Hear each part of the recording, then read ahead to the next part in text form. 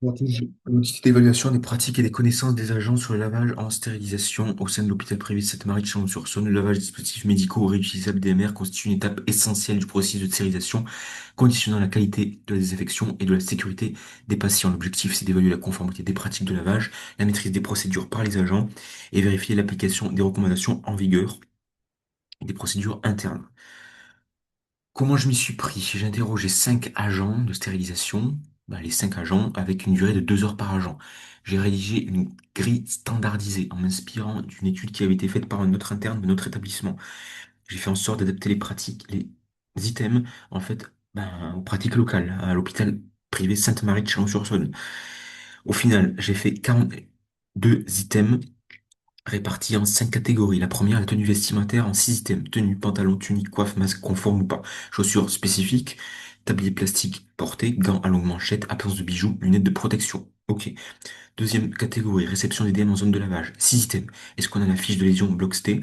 Est-ce qu'il y a une cohérence entre ce qui est écrit sur la fiche et ce qu'on reçoit? Est-ce qu'on a bien l'étiquette patient présent? Connaissance des procédures pour effectuer la gestion par l'agent si le bloc ne l'a pas réalisé. Ça arrive très souvent. Matériel fragile protégé ou pas, tri des déchets conformes, d'accord. Troisième point, logiciel optime. C'est plutôt ici, en système, si ce qu'on écrit sur le logiciel est conforme et concordant à ce qu'on fait réellement. Quel lavage, quel type de lavage? Stomatologie, cystoscopie, instrumentation standard, prion. Est-ce que c'est conforme l'un à l'autre? Quatrième catégorie, retour au bloc. Bonne utilisation du sanivap. Séparation du propre et du sale. Traçabilité d'ailleurs aussi pour le sanivap, etc. Pré-inspection, si ça arrive bien. En fait, les outils de stérilisation, une fois qu'ils sont utilisés par les chirurgiens, ils arrivent avec l'ascenseur là, hop, tout ce qui est sale, et en fait, ça baigne la plupart des outils, tous les outils en fait, dans un bac rempli de DDN9 qui a été mis. C'est les infirmières qui ont mis tout ça. On laisse tremper en fait 15 minutes. Eux, elles ont lancé cette étape de présinfection là-haut sur le logiciel Optime. Ça dure 15 minutes. Donc, une fois qu'elles le reçoivent, ensuite, en ST, elles sont censées attendre ces 15 minutes. Mais techniquement, en fait, elles y sont parce que c'est fait à la chaîne, le temps que ça descende l'ascenseur. Ça y est, mais bon, il faut bien sûr les respecter ces 15 minutes. Et ensuite, une fois que ça a baigné dans ce bac de présinfection, elle vide et puis elle lave manuellement en fonction de ce qui est. Et puis après, tac, tac, elle met dans les bacs, elle met dans le laveur. Et puis après, ça part pour la suite, pas le processus de lavage, mais le processus de stérilisation dans euh, les autoclaves. Bon, ok. Et puis, lavage des mers aussi, autre point particulier, on a un appareil à ultrasons. Celui-ci, en fait, c'est pour les appareils creux.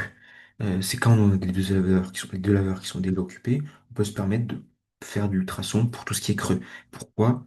Pour qu'ensuite, on ne soit pas obligé de faire des cycles de stomatologie, cystoscopie nécessaires aux instruments creux. En fait, vu qu'on aura déjà fait le lavage à ultrasons pour les instruments creux, après, on pourra les faire un lavage en instrumentation standard, ça suffira.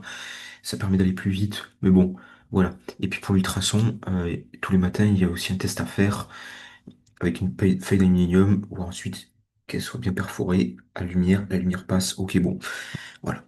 Et puis identification des équipements et des produits par les agents aussi, je l'ai mis. Au final, tenue vestimentaire, 4 items conformes sur 6 parce que personne n'avait le masque et parce qu'ils avaient des bijoux sous une boucle d'oreille.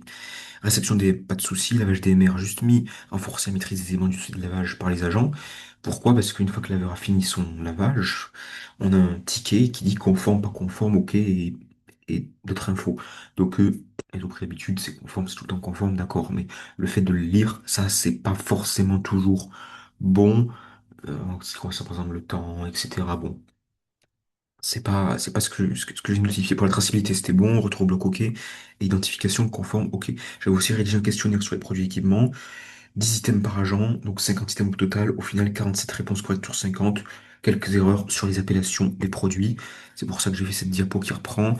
On a les produits de désinfection avec le DDN9 de Frank Lab, les produits de nettoyage avec... alors, pour les produits de nettoyage et de rinçage, on a 2 marques. Même pour tous, on a 2 marques. On a Agnos et Dr. Weiger. C'est juste parce que c'est basculement d'une marque à une autre. On passe de Agnos à Dr. Weiger, mais on écoule les stocks d'Agnos qui nous restent encore. Sauf qu'il faut bien différencier le nettoyage et le rinçage. Le nettoyage, c'est plutôt des détergents enzymatiques qui vont détruire les protéines avec des pH alcalins, avec des enzymes. Alors que les produits de rinçage, c'est plutôt des tensioactifs qui vont faire en sorte que on a un film d'eau homogène, une pellicule d'eau, et qu'on n'a pas des gouttes, les gouttes qui laisseraient en fait des traces. Donc ces produits de rinçage permettent d'avoir des séchages sans traces. C'est juste la différence. Après, bon, comme je dis, les erreurs QCM, c'était juste des erreurs d'appellation, c'est-à-dire qu'elles avaient versé Mediclean, Mediclar, blabla, Maxi, DLM, RHW, on s'en... Du moment qu'on les met au bon endroit, qu'on les branche bien, bref. Et puis, produit spécifique, Exprion, c'est le Septoclib. Discussion, maîtrise homogène des pratiques par l'ensemble des agents, respect rigoureux des procédures, bonne maîtrise théorique et pratique des étapes du lavage, traçabilité fiable, ce qui témoigne d'une formation efficace, d'un bon encadrement et organisation du service, une bonne création de la culture qualité et de la sécurité, point d'amélioration sur le masque, sur le port du bijou et puis sur la maîtrise des éléments du dossier de lavage, limite de l'audit. Effectivement, il y a un effet audit où ils se disent, ah bah tiens, ok, il y a un audit, donc on va agir mieux comme ça. Bon. Conclusion, audit globalement satisfaisant avec un niveau de conformité élevé, aucune non-conformité majeure identifiée, identification d'un écart majeur concernant le port du masque et des bijoux, perspective maintenir ces audits de manière régulière, notamment par d'éventuels autres internes en pharmacie, qui pourraient réaliser ce type d'audit, ça coûte rien. Et puis voilà, ça permettra, comme je le dis, de garantir la sécurité du patient et la qualité des processus de stérilisation. Je vous remercie pour votre attention.